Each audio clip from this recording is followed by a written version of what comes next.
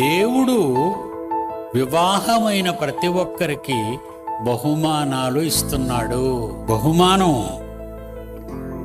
ఎందుకంటే నువ్వు రావటమే నీ తల్లిదండ్రులకు ఇచ్చిన బహుమానం. నువ్వు బయటికి రావటం మీ అమ్మా నాన్నలకు ఇచ్చిన బహుమానం. నువ్వు బయటకు వచ్చావంటే ఇంకా మళ్ళీ వెనక్కి వెళ్ళిపోవాలి మనం.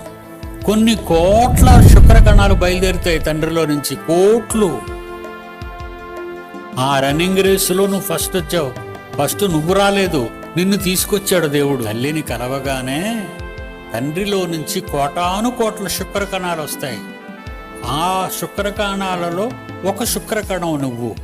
నిన్ను తీసుకొచ్చినవాడు, నిన్ను గెలిపించినవాడు, నిన్ను తల్లి అండంతో ఫలదీకరణం చెందించినవాడు నువ్వు కాదు, మీ అమ్మ కాదు, మీ నాన్న కాదు, నీ తండ్రి, పరలోకమందున్న తండ్రి.